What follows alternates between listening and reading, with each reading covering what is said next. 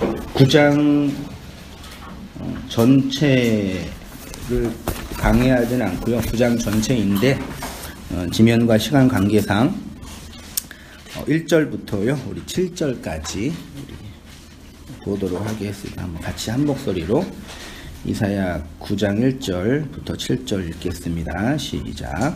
전에 고통받던 자들에게는 흑암이 없으리로다. 옛적에는 여호와께서 스불론 땅과 납달리 땅에 멸시를 당하였더니 이후에는 요단의 하셨느니라. 흑암에 행하던 백성이 큰 빛을 보고 사망의 그늘진 땅에 거주하던 자에게 빛이 비치도다. 주께서 이 나라를 창성하게 하시며 그 즐거움을 더하게 하셨으므로 추수하는 즐거움과 탈취물을 나눌 때의 즐거움 같이 그들이 주 앞에서 즐거워하오니 이는 그들이 무겁게 맨 멍에와 그들의 어깨의 채찍과 그 압제자의 막대기를 주께서 꺾으시되 미디안의 날과 같이 하셨습니다. 어지러이 싸우는 군인들의 신과 피 묻은 겉옷이 불의 섭같이 살라지니 이는 한 아기가 우리에게 낳고 한 아들을 우리에게 주신 바 되었는데 그의 어깨에는 정사를 메었고 그의 이름은 기묘자라 모사라 전능하신 하나님이라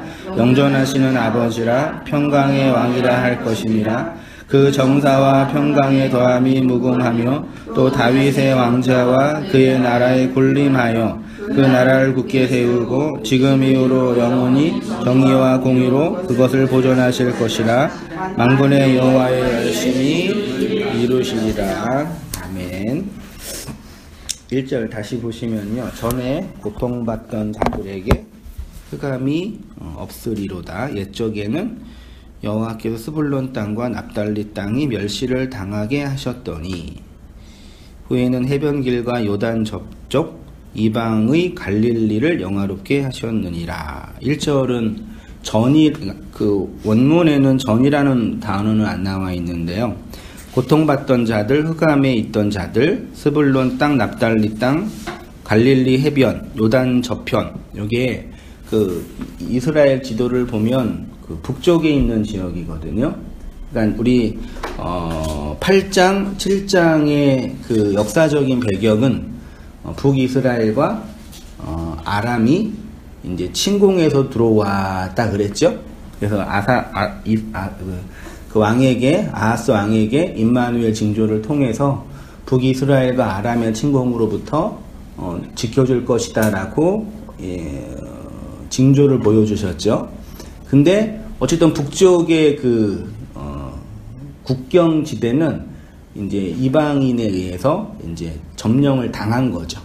실제로 북이스라엘은 기원전 722년에 아수르에 의해서 이제 무너지게 되고 아수르의 이제 혼합 정책으로 거기 있는 사람을 아수르로 데려가고 아수르에 있는 이방인들을 북쪽으로 데려와서 이제 혼혈인이 되게 했죠. 그게 이제 사마리아인이고 예수님이 사역할 때 그 사마리아인을 이제 개돼지 취급한 거잖아요. 그 역사적인 상황을 이제 이사야가 설명하고 있는 거예요. 전쟁 때문에 이제 나라가 망하고 그 혼족이 일어나는 거. 2절을 보시면 흑암에 가는 백성이 큰 빛을 보고 사망의 그늘질 땅에 거주하던 자에게 큰 빛이 비치도다 하시고 3절에 주께서 이 나라를 창성하게 하시며 무슨 나라요? 이 나라가 어느 나라일까요? 남유다, 북이스라엘. 북이스라엘이 망한 거예요? 없어요? 남유다를 창성하게 하셔요? 남유다도 이제 결국 망하잖아요. 그럼 아수르를 창성하게 하시는 건가요? 아수르도 바벨론에서 망하죠. 그럼 바벨론을 창성하게 하세요? 바벨론도 메데파사에 망해요. 이 나라는 이 땅에 있는 나라가 아니죠. 그렇죠. 이 땅에 있는 나라라고 모형된 신약에서는 하나님 나라. 뭐라고 하셨어요? 내 나라. 내 나라보다 내 안에 이루어지는 나라? 천국. 쉽게 결론 내면 메시아를 통해 실현되는 하나님 나라. 이 육체와 현실을 넘어 있는 그 나라에 대한 설명이에요. 그 즐거움을 더하기. 근데 그 나라를 어떻게 설명하시냐면 창성하게 되고 즐거움을 더하게 하셨고 추수하는 즐거움과 무슨 즐거움이요? 전리품을 그러니까 하나님 나라에 있는 나라의 3대 요소가 주권, 국민, 영토잖아요. 국민을 본문이 이제 추수하는 수확물이라고도 표현하고 또 뭐라 표현해요? 탈취물, 전리품이라고도 표현해요. 지난주에 그 진리의 전리품, 그리스도라는 그 메시아에 의해서 차악당한 성도의 현실이 진리의 전리품이라 그랬죠. 그게 하나님의 즐거움이라는 얘기죠. 그 다음에 4절 그들이 무겁게 맨 멍에와 그들의 어깨에 채찍과 압제자에 등등하면서 이제 한 아기와 한 아들 메시아를 통해서 그 통치자 정사와 권세를 맨 통치자를 통해서 그 나라가 이제 다윗의 왕조로 확장되는 물리적인 다윗의 왕조가 아니라 다윗의 아들로 오신 그리스도를 통해 확장되는 그 하나님 나라에 대한 선지자적 그 전망을 예언적으로 지금 이스라엘의 역사적 현실을 살면서 설명하고 있는 거죠. 그러니까 이 선지자들의 영성의 본질은 뭐냐면 역사의 현실을 무시한 것도 아니죠. 소위 말해 영재주의처럼 요거는 뭐 개 쓰레기고 똥이고 잘 되든 못 되든 뭐 상관이 없는 거고 여기는 초월만 추구하면 된다가 아니라 역사의 현실의 과정에서 발견하고 경험하고 목도한 거예요. 그래서 선지자를 그렇게 이제 애잔하다 그럴까요? 애잔해요. 그 간절하고 이렇게 막 초월해가지고 막 도통한 사람처럼 요것과 상관없이 산 사람이 아니라 여기에서 매여서 아파하면서 좋아하면서 슬퍼하면서 기뻐하면서 그 일희일비하는 그 인간의 모습처럼 애잔하게 역사를 살아내죠. 그치만 그 역사 속에서 초월적으로 임하는 하나님 나라에 대한 그 묵시적 전망이 그들의 선지사에 감당했던 영역이죠. 그거는 지금 우리의 역사의 현실을 살아가고 있는 묵시라는 하나님 나라의 백성들에게도 동일하게 경험되는 내용인 거죠. 그런 흐름이 쭉 있습니다. 그래서 이런 전반적인 상황에서 그 선지서들을 한 절 한 절 강의한다는 거는 어려워요. 만만치 않은 문제고 한 절 한 절 강의하는 거는 이제 그 서신서에 들어가서 이제 소위 말해 이제 그 구원론 중심으로 하나하나 필요한 선지서는 좀 통적으로 좀 볼 필요가 있다 생각이 들어가지고 그런 흐름입니다. 성경 배경은. 그래서 오늘은 메시아의 이 배경 속에서 메시아의 탄생과 통치 그리고 그것으로 말미암아 나타나는 성도의 현실 어떤 현실이요? 은혜의 현실에 대해서 한번 참고해 보도록 할게요. 메시아 예언을 한번 사모님 읽어주셔요. 9장은 하나님이 백성의 구원을 위해 오실 메시아에 대해 강력히 증거하고 있는 임마누엘 예언 단락 7장에서 12장의 중간 부분으로 한 아기를 통한 구원의 큰 빛에 대해 언급하고 있습니다. 이와 같은 메시아 예언은 임마누엘 장에 집중적으로 드러나는데 시간이 지날수록 점점 구체적이고도 복합적으로 게시됩니다. 9장은 이렇게 메시아를 큰 빛으로 묘사하여 흑암의 상태로 설명하는 이스라엘의 구원을 완성할 자로 설명합니다. 9장은 크게 흑암의 땅의 빛으로 오실 메시아에 대해 서술하는 전반부와 이스라엘의 임할 심판을 묘사하고 있는 후반부로 나눌 수 있습니다. 8절부터 21절까지는 또 새로운 단락이니까 한번 집에 가셔서 시간 되시면 확인해 보셔요. 그 다음 단락 우리 한번 처음 오시는 집사님 읽어주실 수 있으세요? 네. 한 아기의 한 아들을 통한 구원, 특히 전반부에 기록된 예언은 장차 한 아들을 통해 성취될 예언으로 이사야 7장 14절에서 예언된 임마누엘에 관한 예언과 연결되어 있으며 보다 근본적으로는 창세기 3장 15절에 뱀의 머리를 상하게 할 여인의 후손에 아들에 관한 예언과 연결되어 있습니다. 무엇보다 이 예언은 앞으로 더욱 점진적으로 확장되어 다른 예언서들의 메시아 예언과 함께 오실 메시아에 관한 충만한 지식을 전달하는 능력이기 때문입니다. 네, 북이스라엘과 아람의 침공 이후에 아수르의 영향 아래 놓인 이스라엘의 정치적 상황은 절망의 상태였습니다. 더욱이 이 모든 환경을 조성하신 분이 누구라고요? 네, 하나님이죠. 아람과 이스라엘을 연합하게 하셔서 남유다를 공격하게 하신 실체도 하나님이시고 아수르를 들어 사용하셔서 공격하신 분도 하나님이시고 바벨론도 하나님이 때리는 막대기로 채찍으로 보내셨다고 선지자들이 이제 해석한 거죠. 이런 이제 상황에 선지자들이 이해하는 문제는 정치적인 문제가 아니라 신학적인 문제였죠.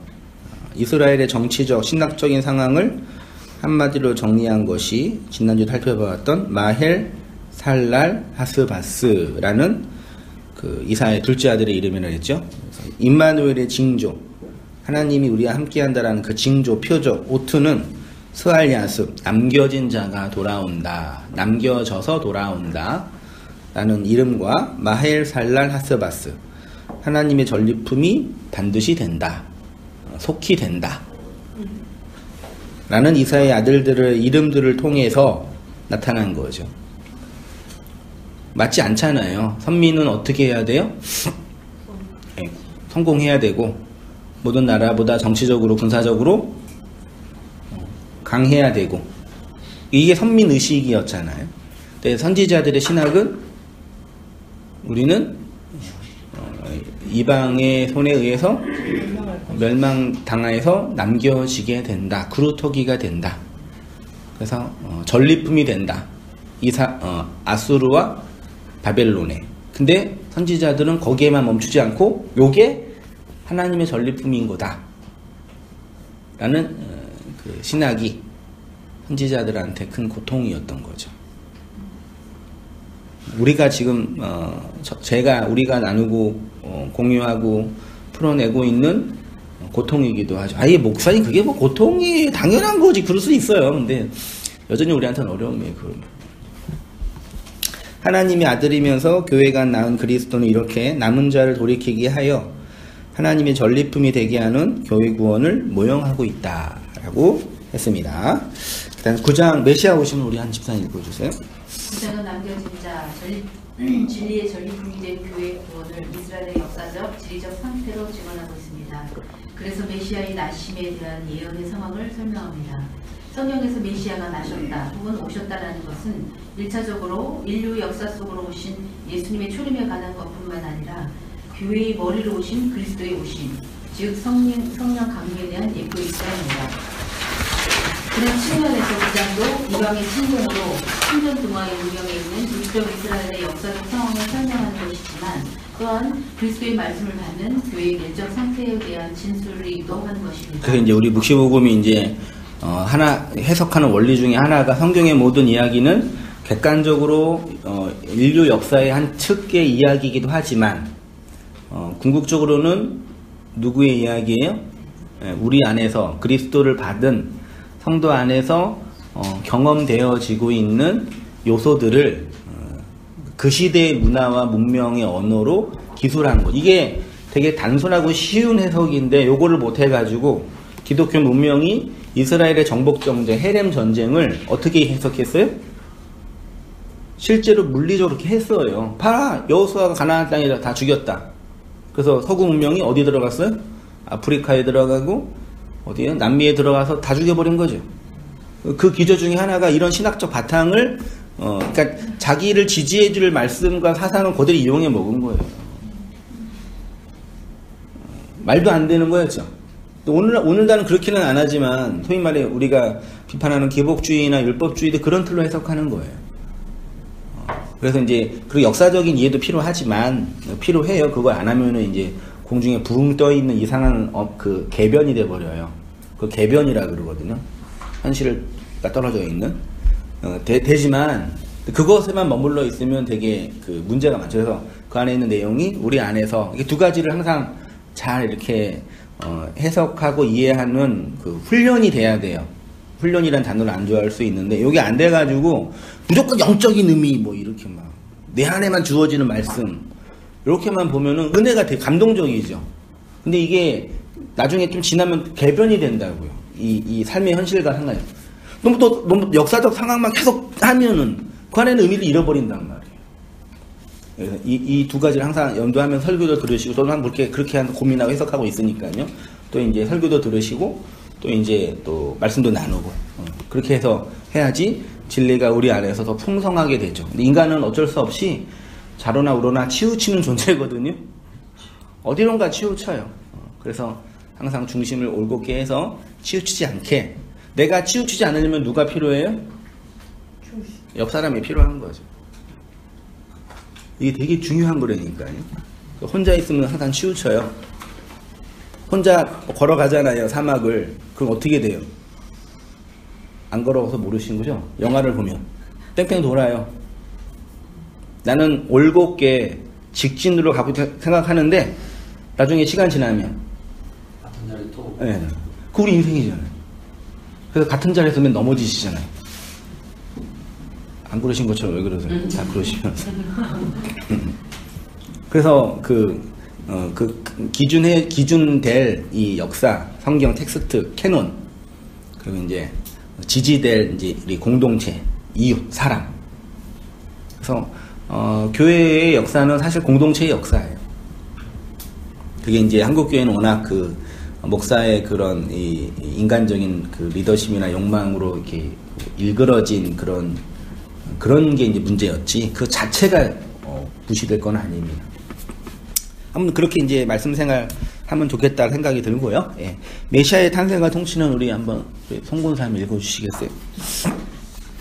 9장 1절에서 7절은 흔히 메시아 탄생과 통치에 관한 설명입니다.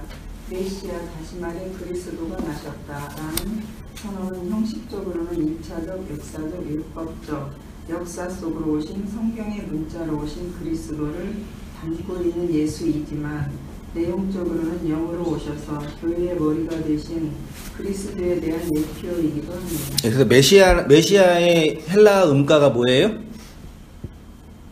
히브리어로 메시아가 헬라어로 뭐라요? 사모님 뭐예요? 그리스도예요.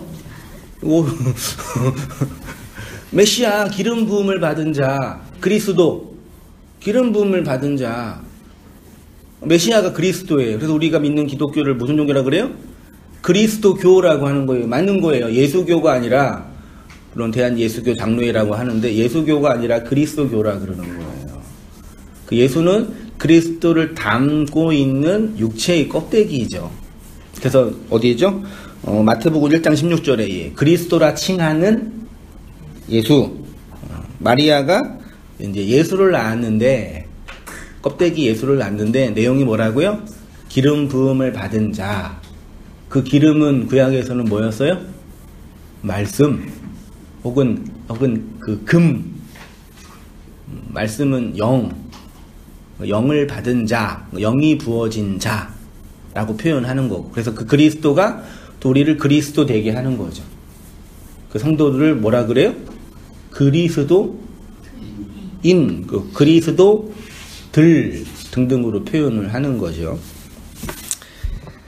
그래서 이제 그리스도에 대한 신앙을 믿고 있는 종교를 그리스도교라고 하고, 요거를 히브리적 언어로 표현하면은 메시아 신앙이라 그래요. 요즘에 이제 아까 히브리 얘기도 했지만 유대인들은 기독교인들이 아니죠. 유대인들 중에 예수님을 믿는 사람이 별로 없지요. 근데 요즘에 이제 저는 구체적으로 알아보지는 않았지만 토님 메시아닉 기독교라고, 정확히 어떤 건지 잘 모르겠는데 약간 구약적 냄새가 나고, 구약의 이제 어떤 유월절에 이런 것들에 대한 좀 강조를 하는데 약간 좀 이렇게 좀 새롭고 이렇게 좀 어떤 해석이 필요한 영역도 있는 부분도 있어요. 구약적인 배경은 되게 강해요. 그래서 심지어 신약성도 구약으로 읽더라고요. 헬라어 신약성도 구약으로 읽고, 원래는 구약이었다고 이렇게 얘기하더라고요. 그러지는 않은 건데, 헬라 성경은. 그래도 이제 구약적 언어에 대한 좀 히브리인들이 히브리어를 갖고 있었으니까 좀 깊이 해서, 소위 말해 이제 히브리어 파자나 이런 이제 신비주의적인 그런 해석을 첨가하여서 되게 새롭게 아주 독특하게 이제 구약적 그림 언어들 표현하는 분들이 좀 인터넷상에 있으신 것 같더라고요. 제가 정확하게는 뭐 교제하거나 공부한 적은 없는데, 그분 계속 그걸 메시아닉이라 그러거든요. 네, 메시아가 뭐예요? 기름 부음을 받은 자, 그리스도잖아요. 그래서 이제 그리스도교를 구약 언어로 다시 하면은 메시아 신앙이라고 할 수 있는 거예요. 우리가 개신교를 뭐 기독교, 그러니까 범기독교도 기독교도 그리스도교죠. 기독이라는 자체가 그리스도니까. 근데 그걸 구약으로 하면 메시아예요. 그 메시아 종교, 메시아 신앙이라고 표현을 해요. 오늘날 기독교 문명이 오해하고 있는, 왜곡하고 있는 신앙 중에 하나가 메시아 신앙입니다. 이 메시아는 우리의 영웅이 되어야 한다는 것이 구약의 메시아 신앙의 핵심이에요. 다른 말로 메시아가 우리의 영웅이 되어야 한다는 얘기는 메시아를 통해서 누가 영웅 되고 싶은 거예요? 나가 영웅 되고 싶은 거예요. 예레미야나 이사야가 당대 주류 신학과 논쟁한 지점이 요 메시아 신앙, 왜곡된 메시아 신앙. 당대 대중들에게 선포하고 가르친 내용도 메시아 신앙을 왜곡하고 있는 주류 신학자들에 대한 일갈이기도 했습니다. 그런데 이러한 메시아 신앙은 기독교 문명에만 있는 것이 아니라 모든 인류의 공통적인 부분이기도 합니다. 인류의 문명사와 전쟁사를 보면 사람들은 확실히 뭐의 지배를 받아요? 사상의 지배를 받아요. 다른 말로 사상의 노예라고 해요. 이러한 사상이 종교적 신념으로, 정치적 이데올로기로, 경제적 신념으로 나타나는 거죠. 구약의 메시아 신앙은 종교적 이데올로기가 된 거죠. 우리나라 전쟁사 중에 하나가 공산주의 전쟁이 일어났던 것처럼 또 다른 이제 신념이 된 겁니다. 인류의 거대한 사상의 흐름 안에 흘러가고 있는 것입니다. 어떤 사람은 빠르게, 어떤 사람은 느리게, 어떤 사람은 역행 하기도 하지만 모두 뭐예요? 그 시류라 그러죠. 요거랑 상관없이 사시는 분 계세요 혹시? 오늘도 좀만 줄이세요. 피곤 졸려 하시는 것 같아요. 이게 흐르잖아요. 강이 이렇게 흘러가잖아요. 이걸 시류라, 이제 시류라 그러잖아요. 한자로. 근데 연어처럼 우리 존재가 있잖아요. 여기 있죠. 물이 흘러가죠. 물에 빠진 적 있으세요? 강물에? 바닷물에 빠진 적 있으세요? 수영 잘하는 사람도 바닷물에 빠지면 어떻게 돼요? 바닷물 극복해요? 못해요? 못해요. 아무리 인간은요. 그래서 흘러가잖아요. 요거를 여기에서 요거를 거역해서 반대 방향으로 갈 수 있어요? 없어요? 못 가요. 못 가요. 흘러가는 거예요. 그래서 빨리 가냐? 빨리 가냐 그냥 좀 이렇게 버티면서 가냐? 그 정도예요. 여기서 어떻게 구원받아요?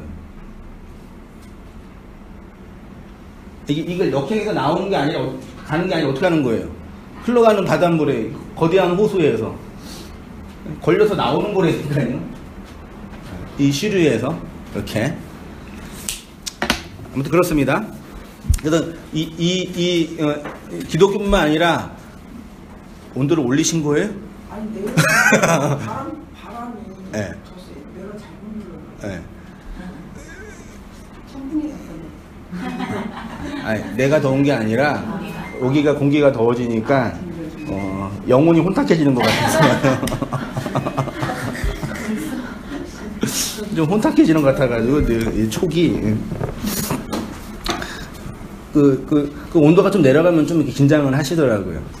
추우면. 네. 추워요. 네. 올라가면은 좀 풀리고 우리가 이렇게 약해요. 입출하고.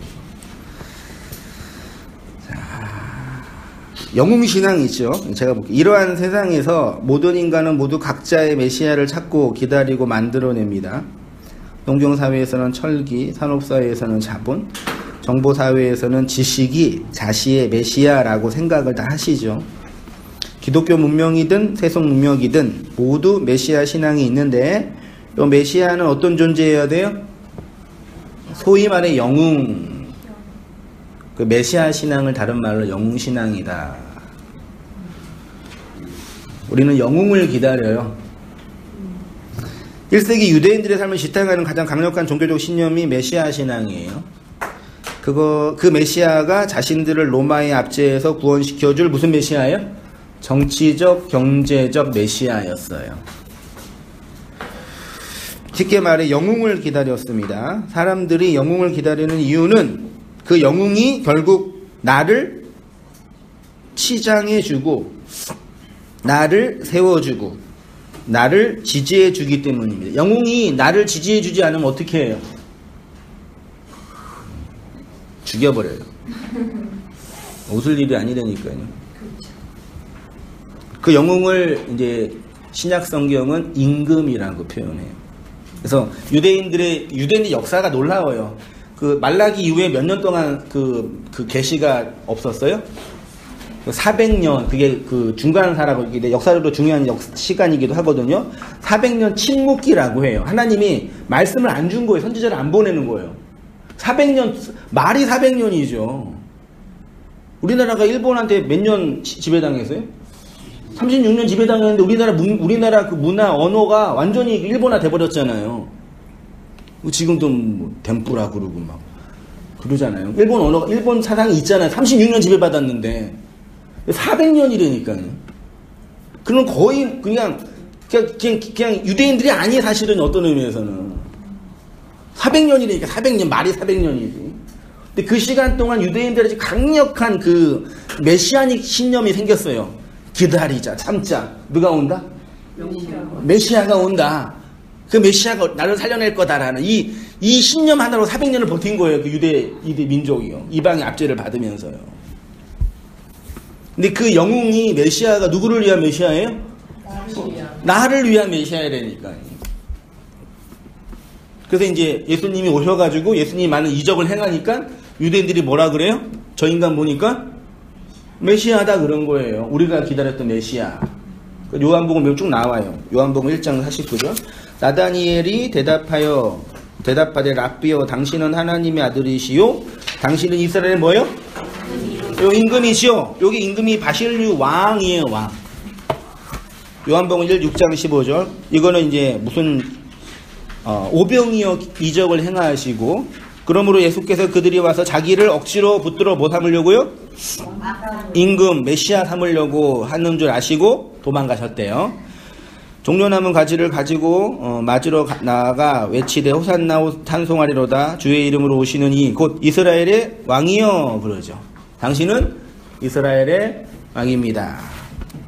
요한복음 18장. 이에 빌라도가 다시 관정에 들어가 예수를 불러 이르되 내가 유대인의 왕이냐? 빌라도가 이르되 그러면 내가 왕이 아니냐? 예수께서 대답하시되 내 말과 같이 내가 뭐라고요? 그러니까 빌라도가 너 왕이야 그때 그 왕과 예수님이 나 왕이 할 때 그 왕은 같아요, 달라요? 달라요. 그리고 나 왕이야 그래 놓고 뭐라 그래요? 무슨 말이에요? 진리 얘기를 해요. 나 왕이야 그러 놓고 진리 얘기를 하신단 말이에요. 이를 위하여 내가 태어났으며 이를 위하여 세상에 왔나니 곧 진리에 대하여 증언함이로다. 무릇 진리에 속한 자는 내 음성을 듣나니. 유대인들이 오병이어 기적을 행하는 예수님을 임금 삼으려고 한 이유는 예수님 정도면 내 임금 될 수 있다라고 생각했기 때문입니다. 다른 말로 예수가 나를 임금으로 만들어낼 강력한 능력이 있는 분이라고 생각한 거죠. 그래서 나를 위한 영웅이라고 생각했던 대중이 예수가 나의 영웅이 아니라고 하니까 어떻게 해요? 아, 임금 삼으려고 억지로 만들어 놨는데 도망가고 나 임금 아니야. 나 니네가 삼으려는 그 나라에 관심 전혀 없어. 그러니까 어떻게 했어요? 죽였잖아요. 누가요? 유대인이. 그러면 이 이야기는 누구 이야기겠어요?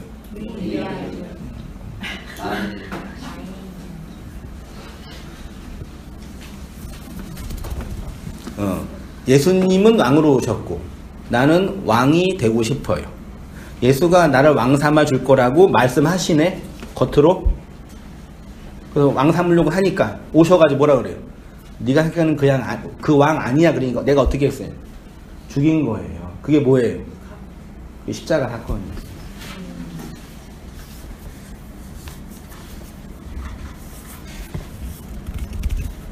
그 십자가 사건 속에 이 구원의 접점이 있는 거라니까요.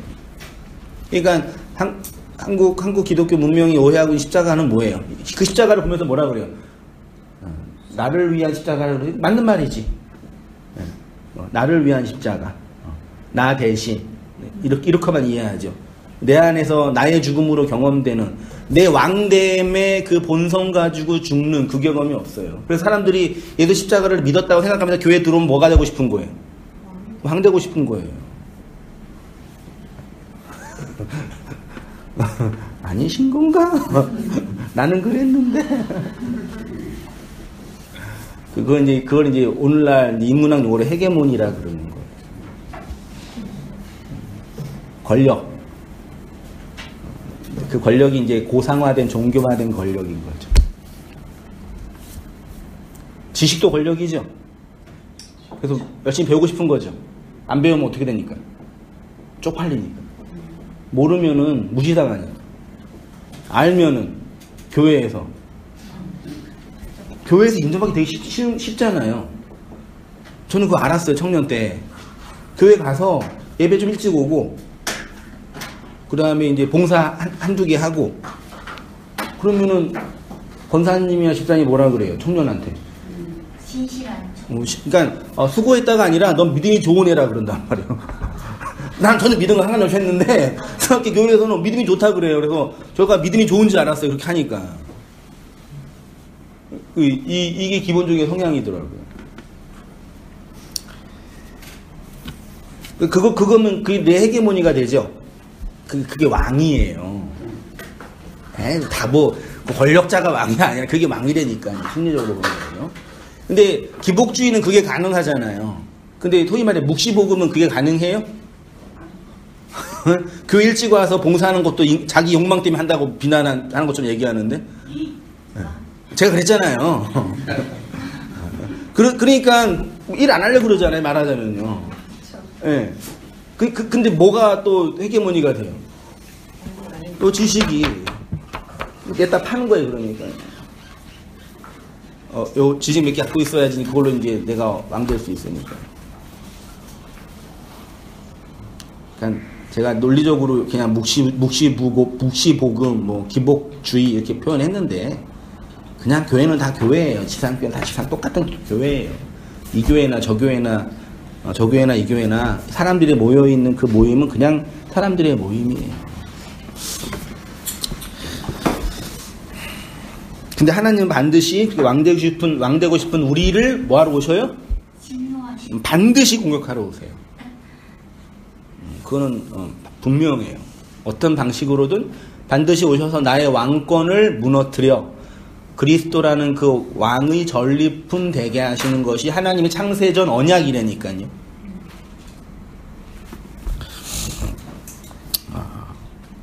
그러니까 모든 사람은 자신이 생각하는 메시아 신앙이 있습니다. 이것은 집단적으로 내세뇌시키는 것도 있지만 인간의 본성 안에 스스로 왕되고 싶은 영웅주의가 있습니다. 아주 강력한 힘으로 내재되어 있기 때문에 환경만 조성되면 언제든지 뚫고 나오는 강력한 힘이죠.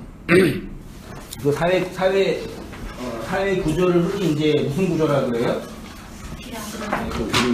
한동안 방에 스카이 캐슬에서 이제 스카이 피라미드라 그러죠. 피라미드 맨 위에 있기 위해서는 뭐가 있어야 돼요? 여기 있어야 돼요. 그러니까 여기 피라미드 맨 위에 있으면 요게 있어요. 요게 없으면 요거는 의미 없잖아요. 만약에 이게 없어지면은 여기 있는 나는 또 밑에 있는 존재가 돼요. 이 세상의 원리거든요. 내가 무슨 얘기 하다가 피라미드 얘기했지? 영웅주의 하려다가? 환경만 조성되면 원래 좀 강력한 힘이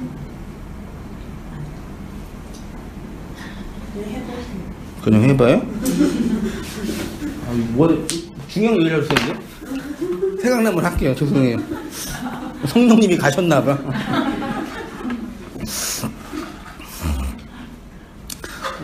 막 얘기하셨구나. 나는 여기 있잖아요. 말하자면. 그러면 이제 왕이 아니잖아요. 헤게모니가 없잖아요. 그러면 내 본성이 왕 되고 싶은 욕망이 없는 거예요? 있어요. 있는데 자리가 여기 있으니까 못하는 거예요. 그래서 올라가면 어떻게 돼요? 그래서 사회 모든 정치적으로든 경제적으로든 문화적으로든 맨 위에 있는 사람들이 범죄에 잘 노출되죠? 그게 그 사람들 나빠서 그러는 게 아니라 다 그게 내재되어 있어요. 우리 안에요. 있는데 그게 조성이 되면은 쉽게 드러나요. 저도 이렇게 힘들게 노가다 일하면서 살고 있는데, 노동을 하면은 상대적으로 세상에서 말하는 죄를 범할 시간이 있어요, 없어요? 없어요. 시간과 돈이 있어야지 가능하잖아요. 근데 그게 시간과 돈이 없으니까 그게 그 마음이 없는 게 아니라 내재돼 있는데, 그게 시간이 없으니까 그게 덜 하는 거예요. 근데 이런 사람들은 남는 게 시간이고 있는 게 돈이니까 더 많이 노출되는 거예요. 그러니까 이게 인간의 도덕성이나 그 사람이 인격으로 보는 게 아니라 이런 상대적인 관계 속에서 만들어지는 거라니까요. 똑같이 우리를 왕되고 싶은 거예요. 그거를 제가 내가 메시아 왕이 되겠다라는 심보가 기저에 깔려 있다라고 표현하죠. 요 심보라는 단어 있죠? 우리는 심보라는 단어를 긍정적으로 생각해요? 부정적으로 생각해요? 부정적인. 그 심보가 고약하다 그러죠? 심보가 좋다 이런 거 없죠? 언어가 참 희한해요. 근데 심보라는 단어 자체는 옳고 그름의 문제가 아니라 그냥 마음의 보예요. 심은 한자고 이 보자가 가두는 보란 뜻 같은데, 사전을 보니까 그냥 보자기 할 때 한글에 보자기 있잖아요. 이렇게 포장하는 거. 그런 보 같아요. 그래서 사전을 보니까 심은 한자로 되어 있고 보는 한글로 되어 있어요. 희한해, 이거 공부해 보니까요. 근데 심보가 원래는 마음 보예요. 마음은 순 우리말이죠. 마음. 네, 마음을 쌓는 보자기. 그래서 우리나라 말인가? 심보가 좋아야, 마음보가 좋아야 뭘 낳는다? 아들을 낳는다. 라는 말이 있대요. 사전을 보니까. 마음보가 고와야 아들을 낳는데요. 아들. 아까 권사님 온도 올리신 것 같아요, 보니까. 안 올렸어요. 안 올렸어요? 네, 더우세요? 저는 더워요. 그걸 더갈 거. 이거를 꺼주세요. 강력해. 네요. 추우신가 보다, 여기 오신 거. 아니 졸려. 있으면 잘 거야. 그래서 마음보가 또 소갈머리라 그러더라고요. 네. 속알. 소갈. 네. 소갈 딱지라고 그러죠. 소갈 딱지 없는 놈 그러죠. 아무튼 뭐 그게 사전에 없고, 흔히 사람의 마음을 천성과 후천성으로 나눕니다. 천성은 태어날 때 하늘에서 받은 성질이라고 해서 자성이라고 한자가 되어 있더라고요. 사전 보니까. 요 자자 있죠? 요 자자. 요게 자본, 재물, 미천을 뜻한대요. 그러니까 천성, 하늘이 준 성품은 하늘이 우리한테 준 자본, 미천이래요. 놀랍지 않나요? 그게 천성이래요. 천성은 하늘의 역사 속에서 내 미천으로 준 모든 기회 있죠. 돈뿐만 아니라 육체, 시간, 기회, 가능성, 요거예요. 그래서 하늘이 준 이 성품을, 미천을 잘 사용하면 성공하는 인생이 된다, 흔히 말하는 거죠. 세상의 영웅들이 무엇을 잘 하냐면 요 미천을 잘 이용해서 이득을 만들어내는 거. 그래서 이 경제학자들이나 이게 투자하는 분들이 뭘 따져요? 항상 투자할 때? 안 하세요? 수익률 따지잖아요. 얼마 넣고 얼마 번다. 그럼 수익률 많은데 사람이 몰리죠. 근데 망하기도 하죠. 뻥이 좀 많이 있으니까. 하나님 다 주신 그 미천이에요. 그거를 성품, 이 성자 있잖아요. 마음 심자의 날생자예요. 마음의 상태를 성품이라 그런다니까요. 제가 이제 말하고 싶은 거는. 자, 그리고 그 이득의 핵심은 자신의 왕권을 강화하는 것으로 나타내는 것입니다. 사람이 땅에서 번성하기 시작할 때에 그들에게서 딸들이 나니 하나님의 아들들이 사람의 딸들의 아름다움을 보고 자기들이 좋아하는 모든 여자를 아내로 삼은지라. 여호와께서 이르시되 나의 영이 영원히 사람과 함께 하지 아니하리니 이는 그들이 육신이 됨이라. 그러나 그들의 날은 120년이 되리라 하시니라. 당시에 땅에는 뭐요? 네피림이 있었고 그 후에도 하나님의 아들들이 사람의 딸들에게로 들어와 자식을 낳으니 그들은 뭐예요? 용사라. 고대에 명성 있는 사람이라 했죠. 네피림은 거인이에요. 용사는 이게 히브리어로 깃보르라는 단어인데 그 왕이에요. 권력자. 메시아. 5절 여호와께서 사람의 죄악이 세상에 가득함과 그들의 마음을 생각하는 모든 계획이 항상 악할 뿐을 보시고. 뭐가 악해요? 아니 그러니까 그 뭐가 나쁜 거예요? 마음으로 뭘 생각하는 거예요? 앞에를 보세요. 그렇죠. 용사 네피림으로서 왕되고 싶은 그들의 그 상태를 하나님이 볼 때는 그걸 죄라고 한다니까요. 그러니까 이 창세기 6장 전반부가 말하고 온 거는 뭐냐면 하나님 이 세상을 다 쓸어버리겠다, 죄악이 가득하다라고 할 때 그 상태는 흔히 말하는 윤리 도덕적으로 타락하고 뭐 그게 아니라 인간이 천성으로 태어날 때부터 왕되고 싶은 그 욕망 있잖아요. 그걸 하나님이 죄라고 한다니까요. 다른 게 죄가 아니에요. 몇 개 잘못하고 먹고 문제 있고 그게 죄가 아니라 그 나쁜 그거는 이제 그런 죄는 이제 경찰서에 잡혀가는 죄고, 하나님이 다 쓸어버리겠다는 그 죄는 왕되고 싶은 그거라니까요. 그래서 우리 성도가 구원받고 그리스도를 받아도 이 윤리적으로 세상에서 말하는 그 죄를 극복하는 능력이 없어요. 이해되시나요? 그게 죄가 아니라니까. 하나님 볼 때는요. 윤리적으로 도덕적으로 문제 있는 행동이 있잖아요. 그거를 건드리시는 게 아니에요. 그래서 착각하시는 게 은혜를 받고 그러면 내가 뭐 이렇게 착한 사람 되고 좀 이렇게 도덕적으로 되고 그런 오류에 빠지는 게 문제라니까요. 그게 그렇다고 막 살면 됐다 그것도 아닙니다. 그거는 그렇게 살면은 문제가 많이 생기니까 그러지 마시고 알아서 하시겠지만, 그게 아니라 창세기가 말하고 싶은 죄는 왕되고 싶은 네피림, 혼합된 내 욕망에서 흘러나오는 그 있잖아요. 그게 죄예요. 그러면 그리스도가 우리에게 오셔서 우리의 죄값을 치르시고 우리를 성결하게 하게 할 때는 뭘 없앤다는 얘기예요? 그 헤게모니 삭제한다는 얘기예요. 그래서 진리의 전리품으로 만들어 가신다고 언약하신 거잖아요. 쉽지요? 쉽긴 뭐가 쉬워요. 말이 쉽지. 차라리 윤리 도덕적으로 좀 착한 게 몇 개 행동하면 낫지요.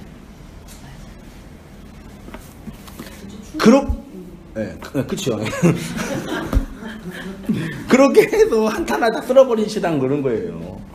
그렇게 하고 7절 이르시되 내가 창조한 사람을 내가 지면에 쓸어버리되 사람으로부터 가축과 기는 것과 공중의 새까지 다 그리하니 이는 내가 그것들을 한탄하여 하시고 8절 보세요. 그러나 노아는 뭐 입었어요? 그러면 당대 네피림이나 고대 용사들과 다른 삶의 방식이 나오겠네요. 그들은 왕되고 싶었죠. 메시아적 욕망이 있었죠. 노아에게는 그게 삭제되어지겠죠. 하나님의 전리품으로 취해진다는 얘기죠. 그래서 노아는 어떻게 살았어요? 산에 올라가서 방주를 짓는 일로 그 일을 감당한 거예요. 은혜를 입은 노아와 대조적인 사람이 용사라고 하는 네피림입니다. 이들이 세상의 왕이고 노아는 하늘 왕에게 자신의 왕권을 차압당한 진리의 전리품인 거죠. 그렇게 은혜를 입은 노아는 방주를 짓는 삶으로 함몰되는 거죠. 세상은 이렇게 자신의 미천을 잘 사용하는 사람을 왕이라고 하는데, 복음은 하나님 우리 인생 속에 주신 미천을 다 사용하여 밑바닥까지 가게 함으로 하나님이 주신 성을 받는 거죠.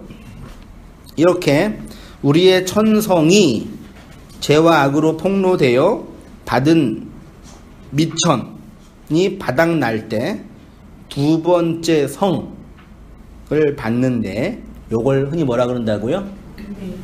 저거를 은혜라고 해요.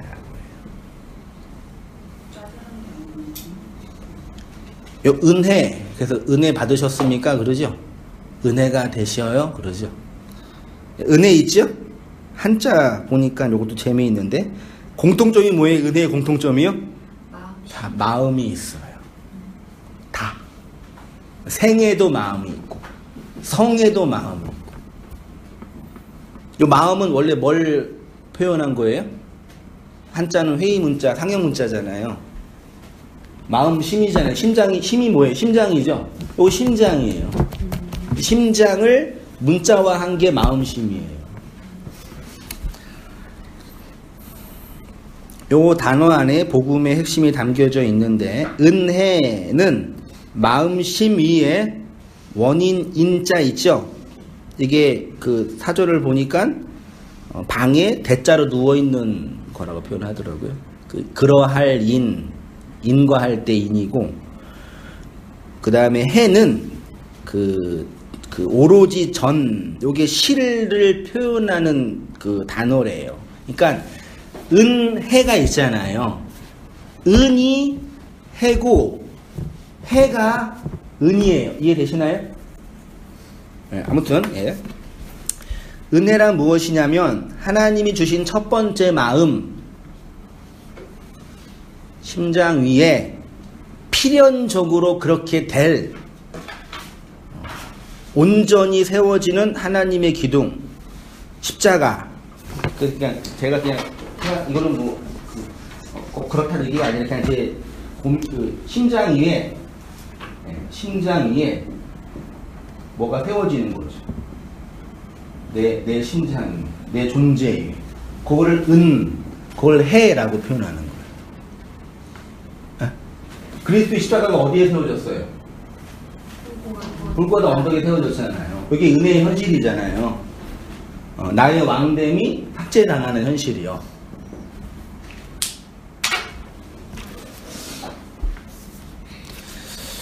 그래서 성경에서 누가 구원받는 사람이냐면 천성, 첫 번째로 받은 성품이요, 엄마의 뱃속에서 받은 성품이요, 받은 성품이 밑바닥이 난 자에게 구원의 은혜가 임하는 거죠. 이걸 어떻게 표현한 거냐면요, 나의 자연적 성품이 뭘로 폭로돼요? 많이 했잖아요. 그 법계 안에 뭐가 있었어요? 상단지팡이, 만나 항아리, 십계명 돌판이 법계 그 성전, 성막 핵심, 심장에 있었잖아요. 그게 뭘 상징했어요?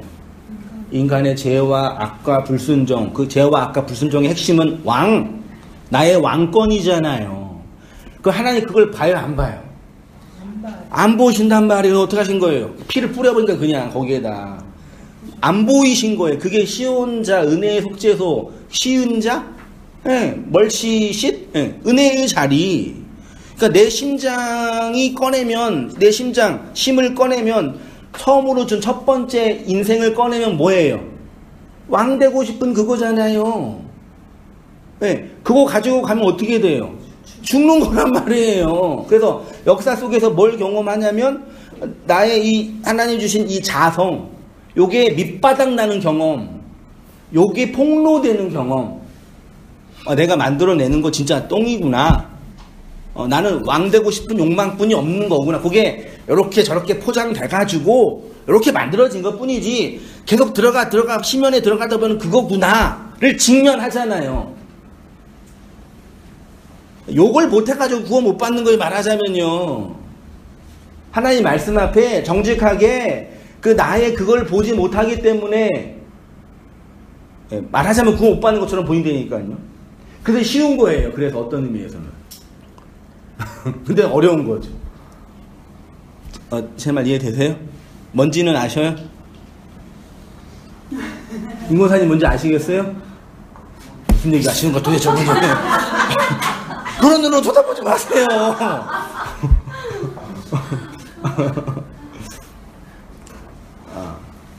아신다고 얘기해 주세요.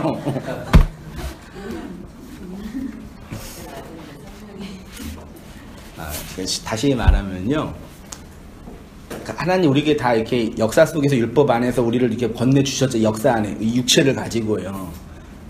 이것은 자연적으로 받은 그 하나님이 그 자본으로 살라고 준 자본금이에요. 그렇죠? 그 자본금을 잘 이용해서 부풀리는 사람을 누구라 그래요? 그걸 왕이라 그런다고요. 세상 왕. 됐죠? 그러니까 세상 왕 그거 다 누가 준 거예요? 그 자본 그거 권력. 하나님 주신 거잖아요. 근데 노아처럼 은혜를 입은 자는 요 자본금을 어떻게 해요? 자성을 다 잃어버린다고요. 잃어버린다는 얘기는 뭐냐면 나의 이 성품 자성은 죄와 악으로 가득한 죄악 덩어리구나를 역사 속에서 자각하는 거라고요. 이게 자본금이 파산난 상태라고요. 그렇게 자본금 파산나가지고 구원을 받은 사람이 누구예요? 성경의 인물 다 그렇게 구원받았어요. 탕자, 아버지가 둔 자본금, 그 재산 가지고 이방으로 갔죠. 우리가 왔잖아요. 네, 왔죠. 역사 속에. 여기가 어디예요? 대지울이 지옥이잖아요. 인간의 욕망이 서로 싸우는 지옥이잖아요. 지옥 아니에요? 지옥이에요. 피라미드 구조잖아요. 지옥이에요. 어떻게든 올라가려고 미친듯이 발동치는 거예요. 지옥이잖아요. 거기에서 허랑방탕이라는 얘기를 너무 이렇게 윤리적으로 보는데 이렇게 하는 게 그냥. 근데 둘째 아들은 그 속에서 내가 먹을 진짜 양식이 이곳에 없다라는 걸 자각했잖아요. 돼지를 보면서. 아버지의 집으로 가야 되겠다. 요걸 구원이라고 한단 말이에요. 요건 이해되시죠? 요거를 그냥 우리가 너무 심플하게 회개했다.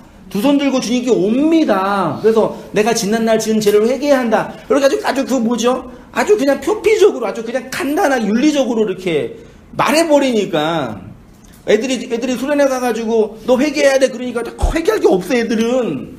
너 엄마 말 안 들었잖아. 그 회개해. 그러는 거. 그럼 회개하니까 눈물 나는 거예요. 그게 똑같이 어른들 똑같이 그 일 한다니까요. 안 그러세요? 그래서 일 하다가 뭐 안 되는 거 있으면 어떻게 생각해요? 내가 잘못했나? 그거를 세상에만 회개라 그런단 말이에요. 그거는 그냥 이러실 일이 이루어진 것 중에 하나예요. 이해되시죠? 되실 줄 믿습니다. 아멘.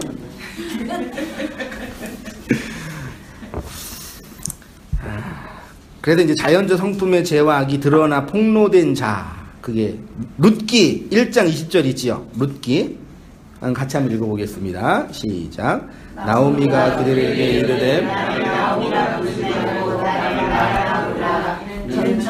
나를 심히 괴롭게 하셨음이니이다. 풍족하게 나갔더니 여호와께서 내게 비어 돌아오게 하셨느니라. 여호와께서 나를 징벌하셨고 전능자가 나를 괴롭게 하셨거늘 너희가 어찌 나를 나옴이라. 룻기도 어떤 내용인지 대충은 아시죠? 나옴이란 뜻이 뭐냐면요, 기쁨, 즐거움, 기뻐하는 자의 뜻이래요. 그래서 남편이랑 아들 둘이랑 이제 베들레헴이 흉년이 있어가지고 모압인가요? 모압으로 이제 이민을 간 거죠. 갔는데 무슨 일을 당한 거예요? 남편 죽고, 남편 죽은 것까지는 이해할 수 있지. 근데 아들까지 죽어버리는 거예요. 끝난 거죠, 여인의 인생은요. 그래서 뭐라 그래요? 나를 나옴이라 부르지 말고 뭐라 불러요? 마라는 고통, 쓴 뜻이에요. 근데 그 나를 쓰게 한 그 존재, 실체는 누구예요? 여호와 하나님. 그러니까 여러분 교회 밖으로 나가면 다 망하는 거예요. 그렇죠? 교회 밖으로 나가면 망하는 거죠? 이렇게 이해한단 말이에요. 다. 그러니까 이 역사 속에 우리가 왔잖아요. 이거라고요. 누가복음 15장에 있는 탕자랑 똑같은 얘기예요. 와서 여기에서 하나님이 주신 자본금, 율법이라는 이 자본금을 잃어버리는 거. 요걸로는 내가 못 사는구나를 그 그림처럼 보여준 거예요. 구약의 성경들이요. 나오면 실제로 과부되고 자식 잃어버린 거예요. 실제로. 복음을 설명하려고요. 실제로. 우리랑은 상관이 없고 우리 실제랑은. 우리도 그럴 수 있겠죠. 현실 속에서. 인간이 사는 모습이니까. 이 해석적 차이 아시겠죠? 네. 나중에 그래서 어떻게 해요? 룻을 통해서 보아스를 통해서 아들을 얻잖아요. 우리 얘기잖아요. 욥도 마찬가지죠. 네. 마지막에 42장에 가면은 욥이 그 친구들을 위하여 기도할 때 여호와께서 욥의 공경을 돌이키시고 여호와께서 욥에게 이전 모든 소유보다 몇 배요? 이걸 또 갑철이라 그래 버리니까 미쳐버리는 거예요. 그러니까 이 역사의 것이 아닌 초월의 것으로 건네받은 거. 이 천성으로 자성으로 받은 걸 다 잃어버렸잖아요. 하나님이 보내서 다 잃어버렸잖아요. 우리의 현실이라고요. 여기 있는 걸로 안 된다고요. 그것도 하나님이 주신 건데 요거는 못 해먹는다, 안 돼먹는다는 알아먹으러 주신 거잖아요. 그걸 알아먹고 욥기 전체의 과정을 알아먹고 마지막에 이것과 다른 차원의 것으로 건네준 걸 갑절이라고 표현하는 거예요. 나오미는 천성으로 받은 나의 기쁨, 나의 기뻐하는 자를 다 잃어버리고 쓴 괴로움이 되므로 기업물을 짜인 약속의 자손을 얻게 되었고, 욥도 첫 번째 것을 다 잃어버린 후에 두 번째 구원으로 갑절을 받았죠. 이러한 구원의 은혜, 즉 첫 번째가 지나고 두 번째로 받는 것을 요한은 뭐라 그래요? 아노덴. 요거를 아노덴을 거듭남이라고 해석해 버렸는데 정확하게 말하면 하늘에서 온, 위로부터 난, 요런 뜻이에요. 그래서 요한계시록에 가면은 첫 번째 것이 뭐예요? 지나간 거예요. 두 번째 것이 온다라고 표현하는 거예요. 그래서 구원은 천성 위에 인간의 손으로 만든 것을 덧붙여서 얻게 되는 것이 아니라 그 천성의 미천이 다 폭로될 때 임하는 거죠. 그래서 성전 건축할 때 사람의 손으로 건축해요, 안 해요? 안 해요. 말이 안 맞죠? 사람이 건축한데 선지자들은 하나님은 사람의 손으로 건축한 성전에 계시지 못해요, 그랬단 말이에요. 오늘날 기독교인들이 오해하고 있는 메시아 신앙은 무엇이겠습니까? 하나님은 나를 구원시켜야 할 의무가 있으신 분이라고도 하고, 하나님은 이 세상에서 힘들게 살고 있는 나를 위로하고 격려해 주시는 분이어야 한다고도 생각하고, 하나님은 나의 필요들을 채워주고 공급해 주시는 분이어야 한다고도 생각합니다.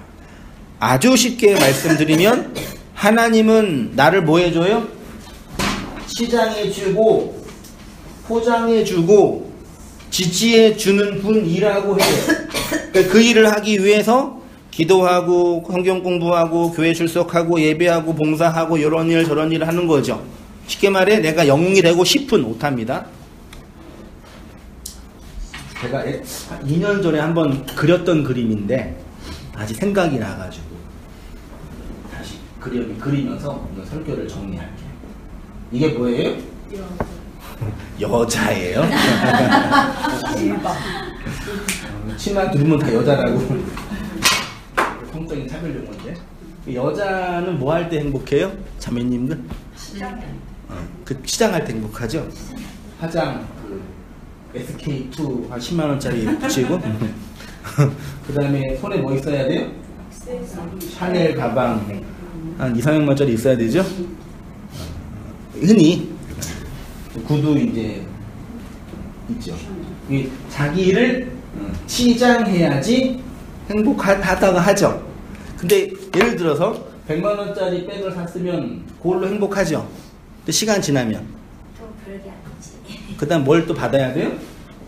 200을 받아야죠. 일반적으로 그래요. 그 다음 200 받고 또 뭐 받아야 돼요? 이거는 계속 욕망하는 거죠? 끝이 있어요, 없어요?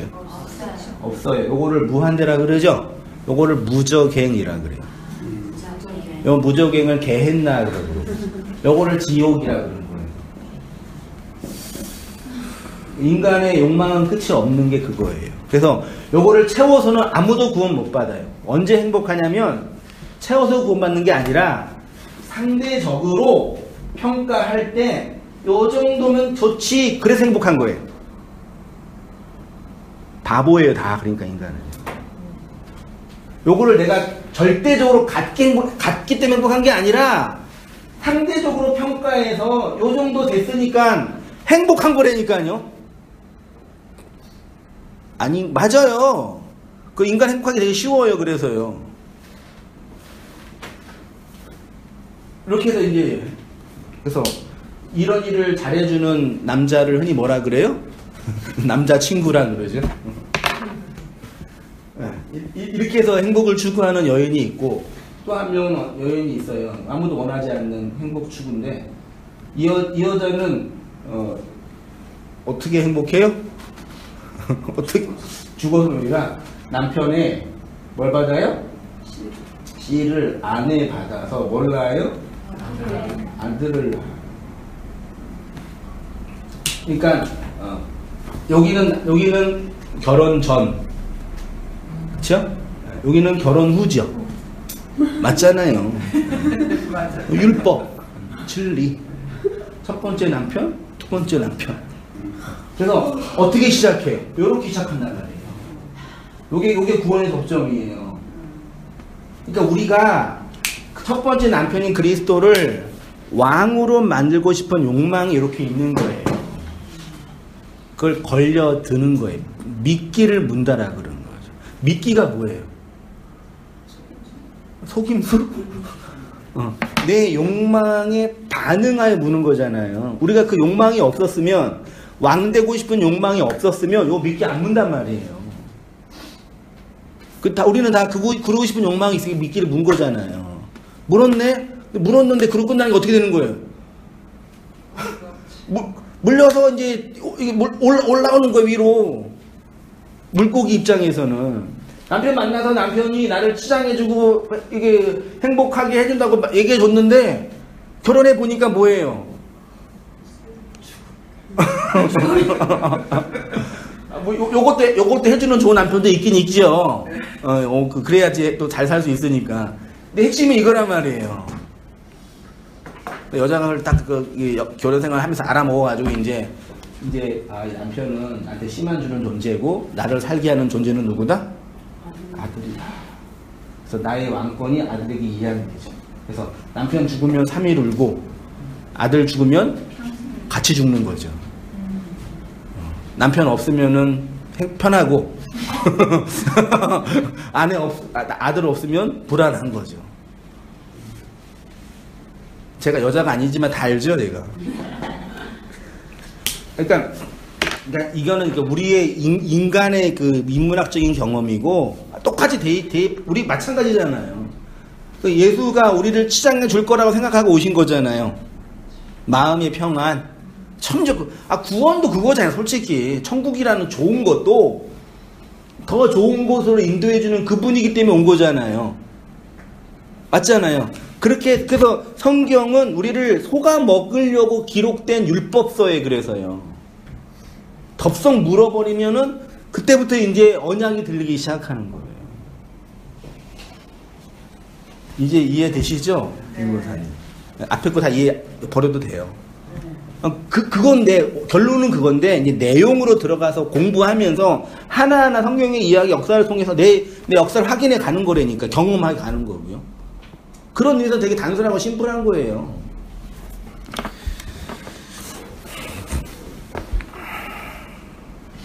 그래서 사람들은 지식과 정보를 전달함으로 메시아 신앙을 배울 수 있는 존재가 아닙니다. 아무리 가르쳐도 안 돼요. 왜요? 왕 되고 싶은 욕망은 가르친다고 없어지지 않기 때문이에요. 자신이 왕 되고 싶은 욕망이 밑바닥이 들통나무로 그리스도의 노예로 진리의 전리품이 되는 것입니다. 성경에서 흔히 진리를 가르친다라는 것의 핵심은 지식과 정보의 전달이 아니라 뭐라고요? 씨로서의 말씀이 마음에, 심장에 떨어짐으로 그걸 은혜라 그런 거예요. 심장에 떨어지는 거. 예수님도 말씀이 밭에 떨어진다 그랬잖아요. 떨어짐으로 경험되는 거예요. 그래서 우리 인생 속에서 기름 부음을 받은 자, 메시아가 말씀으로 영으로 생명으로 임하신 것이고, 요렇게 하나님의 왕권을 실현시킴으로 하나님 나라를 우리 안에서 어떻게 해요? 점점점 이렇게 정복해, 가나안 7 족속을 하나 이렇게 정복해 가시는, 예루살렘과 유다와 사마리아와 땅끝까지 이르러 정복해 가시는 거지요. 그 속에서 성도의 그 승복, 그 승복으로 말미암는 안식 속에서 나누어지는 양식들이 있는 거죠.